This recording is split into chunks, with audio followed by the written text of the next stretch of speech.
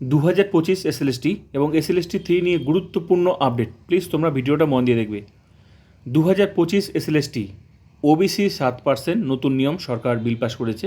OBC 7% সংরক্ষণ, আর female মহিলা সংরক্ষণ 33% সংরক্ষণ নিয়ে কি 2025 এসএলএসটি নিয়োগ হবে? গুরুত্বপূর্ণ আপডেট। সঙ্গে এসএলএসটি 3 ইউপিএসসি মডেলে হবে। এই ইউপিএসসি মডেলটা কীভাবে পরীক্ষাটা হবে সেটা নিয়েও গুরুত্বপূর্ণ আপডেট রয়েছে। সঙ্গে বাকি প্রসেস কি শুরু হবে নাকি ক্যান্সেল হয়ে যাবে 2025, গুরুত্বপূর্ণ আপডেট। দেখো, সবার আগে আমি বলি, এই মুহূর্তে সবচেয়ে বড় সমস্যা সেটা হচ্ছে ওবিসি। তারপরই ওবিসিতে সরকার নতুন করেছে যে 66 সম্প্রদায় ভ্যালিড, আর হচ্ছে 77 বাদ গেছে। আর নতুন নিয়ম কি 7% সংরক্ষণ ওবিসি। এবার সঙ্গে কিন্তু আরেকটা নতুন নিয়ম হয়েছে, সেটা কিন্তু মহিলাদের সংরক্ষণ 33% সংরক্ষণ। তাহলে এবার সবার অনেকের ধারণা ওবিসি যদি 7% অ্যাপ্লাই হয়, সঙ্গে কিন্তু মহিলাদেরটাও অ্যাপ্লাই হতে পারে। কেন? কারণ সরকার তো এটাও চালু করেছে, এখন থেকে মহিলাদের সংরক্ষণ 33। তাহলে কি ওবিসি যদি 7% হয় তাহলে এটাও তো চলে আসবে, মহিলাদের সংরক্ষণটাও তো চলে আসবে। এটা কি সম্ভব? দেখো, আমি যেটুকু বুঝতে পেরেছি, নিয়োগটা বন্ধ হয়ে আছে এই জন্যই যে ওবিসি একটা সমস্যা। যেহেতু এই পরীক্ষাটা তো কোনো একদম আলাদা পরীক্ষা নয়, এটা 2016 চাকরি ক্যান্সেল করে মানে ওদের চাকরিগুলো আনটেন্টেড টিচারদের যাতে পরীক্ষার মাধ্যমে ফিরে আসে, তার জন্য তো একটা পরীক্ষার ব্যবস্থা করা। তো সেই পরীক্ষায় ফ্রেশার্সটা বসেছে, কারণ বসে গেছে যেহেতু পরীক্ষা হয়ে গেছে। কিন্তু এখানে ওবিসি একটা ওবিসি এই মুহূর্তে একটা ওবিসি সমস্যা আছে, কিন্তু যাতে ভবিষ্যতে সমস্যা না হয়, যতটুকু সম্ভাবনা রয়েছে যে সুপ্রিম কোর্ট থেকে একটা ক্লারিফিকেশান নেবে, সম্ভাবনা রয়েছে। ঠিক আছে, এবার বিষয় হলো ওবিসি প্যানেলটা তো তৈরি হয়েছে ওবিসি 17% নিয়ে। এবার 7% যদি করে তাহলে অনেকে বাদ চলে যাবে। তো 2016 জন্যই, 2016 আমার যেটুকু মনে হচ্ছে 2016 টিচারদের জন্যই এখানে 17% থাকার সম্ভাবনাটা বেশি। কারণ 7% করলে 2016 আর চাকরি পাবে না।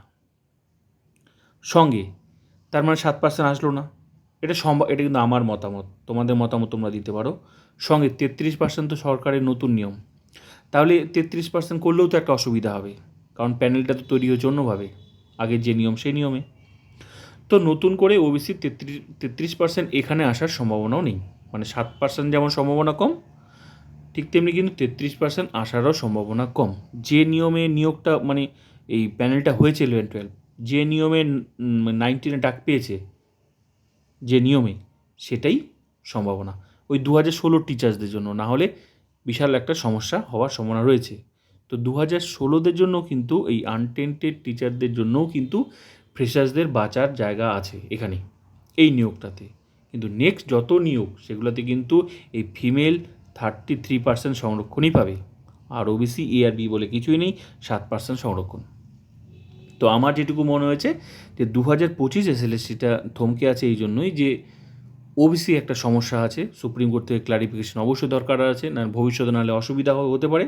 যাতে না হয় তার জন্য কিন্তু একটা ক্লারিফিকেশন দরকার আছে, একটা নতুন হয়তো কোনো একটা অর্ডার ব্যাপার আছে, আমার মতামত এটা। ঠিক আছে, তবে যেটুকু মনে হচ্ছে যে 2016দের জন্য ফ্রেশার্সরাও এখানে যে নিয়মে যেভাবে হয়েছে সেভাবেই। ঠিক আছে, তো 33%ও এখানে সম্ভাবনা নেই নতুন করে, 7%ও সম্ভাবনা কম, এটা আমার মতামত। সঙ্গে যে বাকি প্রসেস, তাহলে এটা ক্লারিফিকেশন হয়ে গেলে আশা করি খুব তাড়াতাড়ি প্রসেসটা শুরু হয়ে যে কোনো দিন শুরু হয়ে যেতে পারে, এটা আমার মতামত। সঙ্গে এসএলএসটি 3 ইউপিএসসি মডেল, কিন্তু এই নিয়োগটা কমপ্লিট করেই এসএলএসটি 3 হবে। এই নিয়োগটা কমপ্লিট, তাই বলে কি এ বছরের শেষের দিকে হওয়ার সম্ভাবনা, এবছর শেষের দিকে। এসএলএসটি 3 ইউপিএসসি মডেল বলতে কি, ইউপিএসসি মডেল বলতে এখানে হচ্ছে প্রিলি থাকবে, মেইন থাকবে। প্রিলিতে থাকবে বিভিন্ন রকমের প্রশ্ন, আর মেইন যেটা সাবজেক্ট হবে, সাবজেক্টের মধ্যে আবার দু ধরনের প্রশ্ন হবে, একটা হবে সাবজেক্টিভ আর একটা হবে ডেসক্রিপটিভ, দুই ধরনের প্রশ্ন থাকবে। সঙ্গে নেগেটিভ মার্কিং থাকার সম্ভাবনা আছে এই এসএলএসটি 3তে, যেখানে ইন্টারভিউতে নাম্বারও কম। তার এসএলএসটি 3টা কিন্তু খুবই কঠিনভাবে হবে। সাবজেক্ট মেইন যে পরীক্ষাটা মেইনের মধ্যে থাকবে সাবজেক্টিভ প্লাস হচ্ছে ডেসক্রিপটিভ, আর প্রিলি সব ধরনের প্রশ্ন থাকবে, এমসিকিউ থাকবে, সঙ্গে কি নেগেটিভ মার্কিং।